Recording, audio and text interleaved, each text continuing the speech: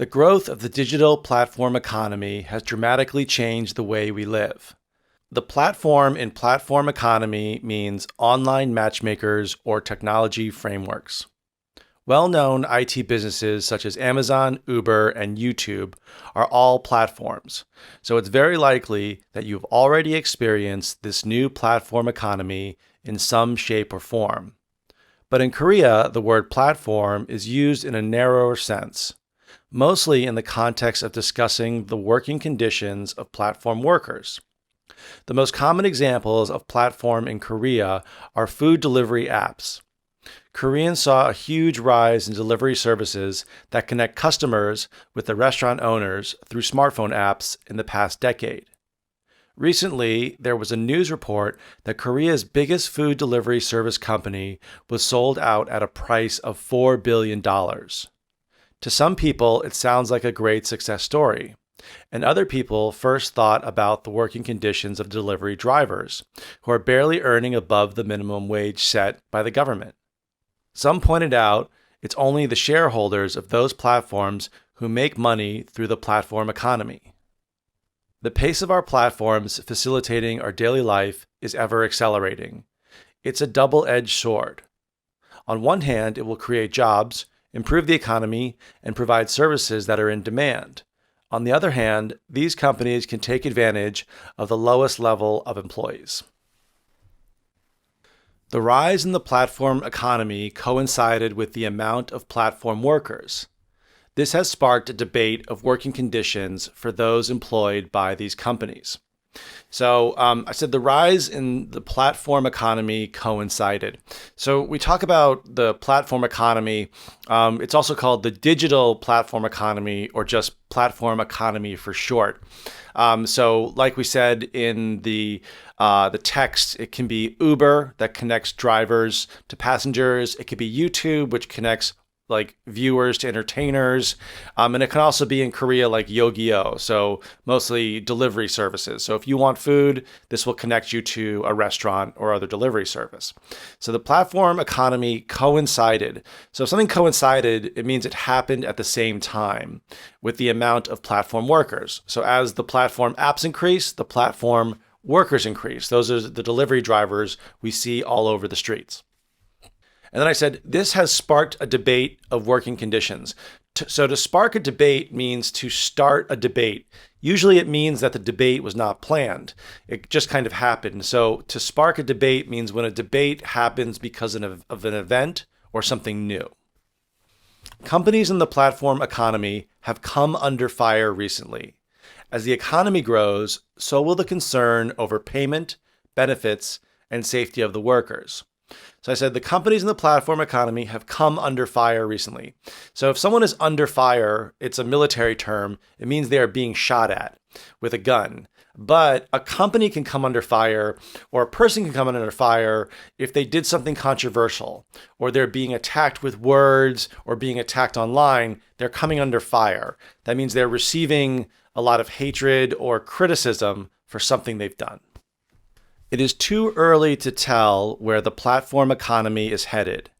It is forecasted that the new economy will create employment for those who need it and increase economic growth. So the first part of the sentence is, it's too early to tell. That means I can't predict what is going to happen. So for example, if you're watching a basketball game and it's the first quarter, you can't really tell who's going to win. There's still 45 minutes left in the game. You can't really predict what's going to happen in the first 5 or 10 minutes. So we say, oh, it's too early to tell. And then you can't tell where the platform economy is headed. So if you're headed somewhere or in a heading, that's a direction. It comes from nautical English, which is English we use on boats. So what is your heading, or where is your headed means, are you headed at 10 degrees? Are you headed west? Are you headed 90 degrees? So where the economy is headed means where is it going? There are a few kinks that need to be worked out in this new platform economy. It has continued to produce jobs and provide services that people demand. So a few kinks that need to be worked out. So we use this expression, there's some few kinks that need to be worked out, or work out a few kinks. A kink is kind of it goes back to a long time ago when people wore armor and worked with metal, but there'd be a slight dent in it. So you'd have to figure out how to get rid of the dent. But a kink today is usually a small problem or a small detail that could cause a problem. So if you're building a website and it's about 80% working, there's about 20% of kinks, or if it's 90%, 10% of kinks. Or if you're making a product or a machine and it works 80, 90% of the time, but you have to fix that last 10%, those last % you have to work out the kinks or the small details that you have to fix in a problem, in a piece of software you're making, a machine, or a process. This new platform economy is focused on profits and not workers' rights. Manual labor jobs that have no job security will increase. So in the second part, I said manual labor jobs. So manual labor are jobs that you do with your hands, or in this case, we're talking about delivery drivers. They've got to get on a bike, got to move food up and down elevators and stairs. A lot of times Koreans will say 3D jobs. So the 3D jobs is dirty, dangerous, and demeaning. Now, originally this was a Japanese phrase that got translated into Korean. It's quite a new phrase in English.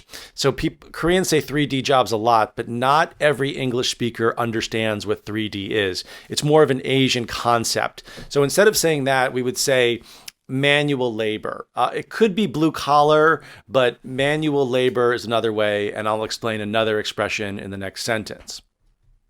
Decent working conditions for unskilled labor are not a priority in the platform economy. So again, we'll use unskilled labor. This could also fit into 3D jobs. So unfortunately, driving a motorcycle and then, delivering food, it's not a skilled job. So a skilled job would mean you would know how to type, understand a certain software, teach a certain subject, understand an area of marketing, and have experience in that area. But if it's unskilled, it means anyone can do it.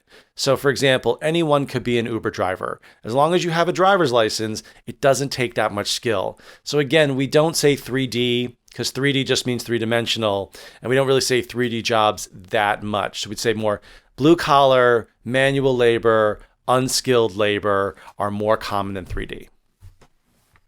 As time goes on and we see new types of employment, labor law needs to keep up with the constant changes in the digital age. So I said labor law needs to keep up. So when we talk about labor law, it means law that pertains to a certain area. So for example, in the United States, we have 50 states. California labor law is the strictest labor law in the country. So when we talk about the constant changes in the digital age, right now we are in the digital age. So you had the Iron Age, the Bronze Age, the Industrial Age, but now we are in the digital age. So we talk about labor law in the digital age means law right now pertaining to the digital age. A flexible but fair system needs to be in place to protect workers in this environment of rapid advancements in technology. So I said a flexible but fair system needs to be in place. So when we say a flexible and fair system, it can't be absolute. So what we need is a system, because of the digital age and the rapid changes, there needs to be a system in place where we protect workers, but that must change as the economy develops and evolves. Because if we set the rules now, things are going to change in 3 to 6 months. We don't know what will happen next. So if you say it's flexible but fair, means you can have a system that can change but be fair to both the company and the employee. Thanks, everybody. And please follow me at MATTSSAM on Instagram. And you can reach out to me, and your company can also, for private lessons at your firm or individually. Thanks a lot for listening. Bye-bye.